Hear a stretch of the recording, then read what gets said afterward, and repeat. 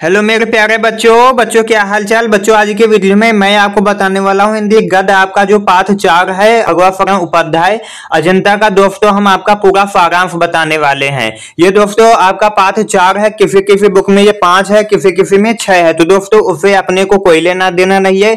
Main चीज दोस्तों आपका यहाँ पर क्या है, अजंता का हम सारांश देखेंगे। तो दोस्तों अजंता चैप्टर का आपका सारांश क्या है, तो दोस्तों आपका अजंता का सारांश है अजंता भगवा फर्रुख उपाध्याय जी का पुरातत्व संबंधी लेख है, जिसमें लेखक ने अजंता की गुफाओं की चित्रकारी और शिल्प के इतिहास एवं सौंदर्य का ही वर्णन नहीं किया है, वरन दर्शक के मन पर पड़ने वाले उनके प्रभाव को भी अपनी मनोरम शैली में साकार कर दिया है। अपने जीवन को मृत्यु के चंगुल से मुक्त करके उसे अमर बना देने की कामना मनुष्य अनादि काल से करता चला आ रहा है। अपनी खूबियों को भावी पीढ़ी को बताने के लिए उसने अनेक उपाय सोचे और उन्हें मूर्त रूप प्रदान किया। मनुष्य ने चट्टानों और पर्वतों पर ऐसे उपाय छोड़े जो आज हमारी अमानत विरासत बन गए हैं।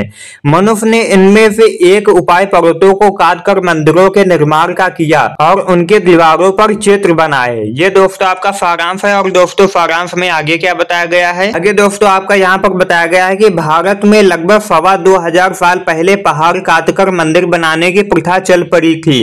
अजंता की गुफाएं भी उसी का एक प्रारूप है, जैसे एलोरा व एलिफेंटा की गुफाएं। अजंता की गुफाएं सबसे अधिक प्रसिद्ध हैं। चीन और लंका में भी यहाँ के चित्रों की नकल की गई है। बाघ और सितन वफल की गुफाओं में भी अजंता की गुफाओं की भांति दीवारों पर प्रेम व दया की दुनिया ही बसा दी गई है। अजंता की गुफाओं को देखकर ऐसी अनुभूति होता है कि पत्थरों को काटकर मूर्ति बनाने वाले कलाकारों ने इन गुफाओं में चारों तरफ सौंदर्य की वर्षा कर दी हो। बंबई प्रांत में बंबई यानी कि दोस्तों इस समय जो जिसे हम मुंबई कहते हैं उसे पहले बंबई कहा जाता था। तो यहाँ पर बताया गया है कि बंबई प्रांत में बंबई आधुनिक को हम मुंबई बोलते हैं और हैदराबाद के बीच विंध्याचल की श्रेणियां पूर्व से पश्चिम में फैली हैं। यही नीचे से पर्वतों की श्रृंखला उत्तर से दक्षिण तक फैली हुई है, जिसे सह्याद्री की पहाड़ियां कहते हैं। यहीं पर अजंता की गुफाएं स्थित है। अजंता गांव से थोड़ी दूर पर ही बाथुर नदी बहती है, जो पहाड़ों के पैरों में सांप के समान प्रतीत होती है। इस स्थान पर पर्वत सीधी रेखा छोड़कर अर्धचंद्राकार से हो गए हैं। ये दोस्तों आपका हो जाता है सारांश। और दोस्तों आगे क्या है सारांश में, आगे दोस्तों आपका यहाँ पे सारांश और है दोस्तों। और यहाँ पर बताया गया है कि यहाँ की अद्भुत सौंदर्य हमारे पूर्वजों को इतना प्रिय लगा कि उन्होंने इसे खोद कर यहाँ महल व भवनों को बना दिया। उन्होंने पहाड़ काटकर उसे खोखला किया और सुंदर भवन बनाए, जहाँ के खंभों पर उकेरी गई मूर्तियां हफ्र थी। उन्होंने दीवारों व छतों पर चित्रों की एक दुनिया ही बसा दी। इनकी दीवारों पर मानो साक्षात जीवन बरस गया है, जैसे किसी ने अजाए बघर के भंडार को खोल दिया हो। यहाँ बंदरों, हाथियों, हिरणों की कहानी, दया व क्रूरता की कहानी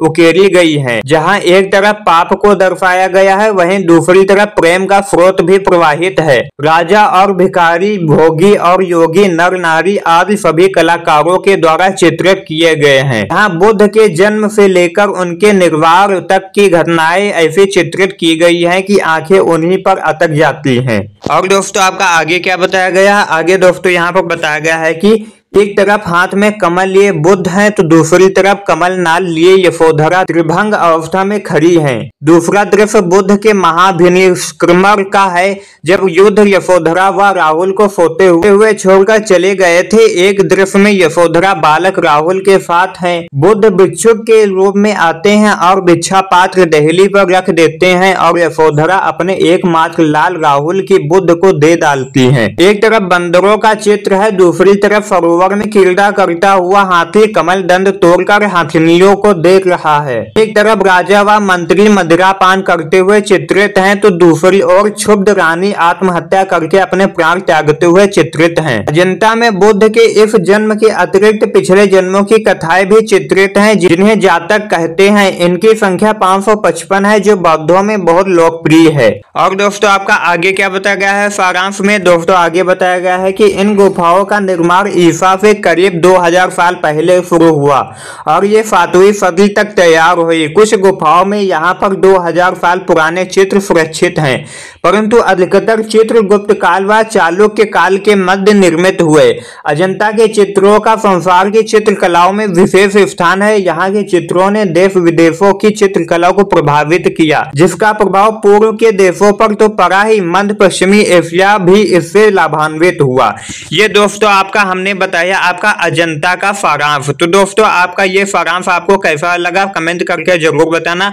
अगर दोस्तों आप इसका पीडीएफ नोट्स लेना चाहते हैं तो आप हमारे टेलीग्राम चैनल व्हाट्सएप चैनल को ज्वाइन कर सकते हो, जहां पर हम अपना पीडीएफ नोट्स प्रोवाइड करते हैं। मिलते हैं एक नई वीडियो के साथ, तब तक के लिए जय हिंद, वंदे मातरम। वीडियो पसंद आया तो वीडियो को लाइक कर देना और चैनल को सब्सक्राइब कर देना।